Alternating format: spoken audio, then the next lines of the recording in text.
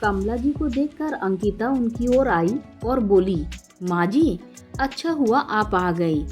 आप ही समझाओ अपने बेटे को, मेरी बात तो ये समझते ही नहीं है।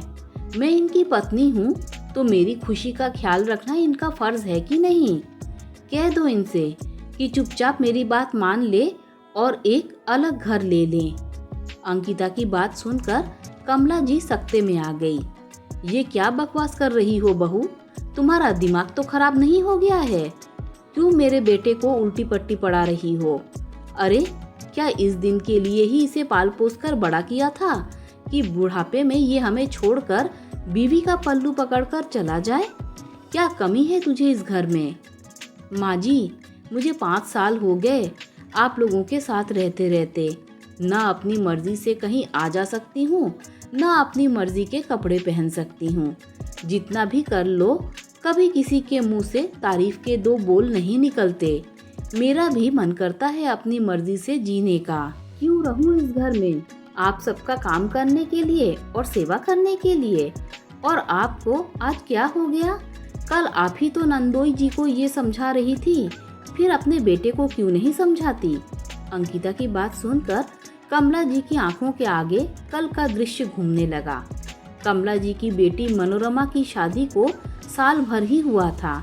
आए दिन वो ससुराल में झगड़ा करके अपने मायके आकर बैठ जाती थी। इस बार कमला जी ने अपने दामाद को घर बुलाकर अच्छी झाड़ लगाई। देखिए दामाद बाबू, मेरी बेटी को मैंने बहुत लाड़ प्यार से पाला है। इसके बोलने के साथ ही इसकी हर फरमाइश पूरी की है। इसे हमने ऊंची शिक्षा इसलिए नहीं दिलाई कि ससुराल में जाकर ये झाड़ू बर्तन करे या आपके माँ बाप के नखरे उठाए। अरे हमने आपके साथ इसकी शादी की है तो इसे खुश रखना आपकी जिम्मेदारी है। मेरी बेटी अब तभी आपके साथ जाएगी जब आप अलग घर लेकर रहेंगे, ताकि मेरी बेटी चैन से जी पाए। याद रखिए, सारे रिश्ते पीछे छूट जाते हैं, लेकिन पति पत्नी का रिश्ता ही उम्र भर साथ रहता है। आपको अपने बीवी बच्चों और भविष्य के बारे में सोचना चाहिए, ना कि दुनियादारी के बारे में। हमने तो आपकी अच्छी नौकरी, अच्छी तनख्वाह देखकर मनोरमा का हाथ सौंपा था, ना कि आपका परिवार देखकर। दामाद बाबू असहाय से अपनी सास की बातें सुन रहे थे। वे 2 राहें पर खड़े थे कि क्या करें। यदि अपनी सास की बात माने तो अपने परिवार को छोड़ना पड़ेगा, और न माने तो अपनी शादीशुदा जिंदगी दांव पर लगा देंगे। दुविधा में थे कि कैसे अपने माँ बाप को इस उम्र में अकेला छोड़ दें। कमला जी कल की बातें याद ही कर रही थी कि अंकिता फिर जोर से बोली, माँ जी, क्या हुआ? आप कुछ बोलती क्यों नहीं? जो बात नंदोई जी को समझा रही थी, अपने बेटे को क्यों नहीं समझाती? अब उमेश को अंकिता के अचानक से बदले हुए व्यवहार का कुछ अंदाजा हो रहा था। इतने में अंकिता ने अपनी सास से नजरें चुराकर उमेश की तरफ आंख मारी। अब तो उमेश को अंकिता के सारे नाटक की वजह समझ में आ गई कि वो आज ऐसा अलग व्यवहार क्यों कर रही है। लेकिन वो यूं अनजान बनते हुए बोला, तब तो अंकिता सही कह रही है माँ, मैं भी थक गया हूँ सारे परिवार का बोझ उठाते उठाते। तनख्वाह कब आती है और कब खर्च हो जाती है पता ही नहीं चलता। अलग से रहूँगा तो कुछ बचत भी होगी। आखिर मुझे भी अपने भविष्य के बारे में सोचना चाहिए। बस कर बेटा, बस कर। तू तो मेरा श्रवण कुमार है।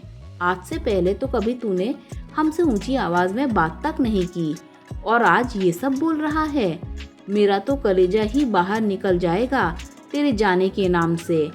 वो तो मैं तेरी बहन की खुशी के लिए दामाद बाबू को समझा रही थी। कमला जी अधीर होते हुए बोली, माँ, अब तो आप बेटा और बेटी में भेदभाव कर रही हैं। माँ के लिए तो उसके सभी बच्चे बराबर होने चाहिए ना। आपको बेटी का सुख दिखता है तो मेरा सुख क्यों नहीं दिखता? जब जीजा जी के माँ बाप अकेले रह सकते हैं तो आप लोग क्यों नहीं रह सकते? मुझे भी तो अपने बारे में कुछ सोचना चाहिए। उमेश संजीदा स्वर में बोला, नहीं नहीं बेटा, ऐसा मत बोल। इस उम्र में तू अपनी माँ को छोड़कर कैसे जा सकता है? तेरे बिना मैं किसके सहारे जीऊंगी? मेरी ही मति मारी गई थी कि मैं अपनी बेटी को समझाने के बजाय दामाद बाबू को उल्टी पट्टी पढ़ा रही थी। मैं समझाऊंगी मनोरमा को और दामाद बाबू से माफी भी मांग लूंगी, लेकिन तू कहीं जाने की बात मत करना। कमला जी का कलेजा बेटा बहू के जाने के नाम से मुंह को आ गया था। वो बिल्कुल बौखला गई थी।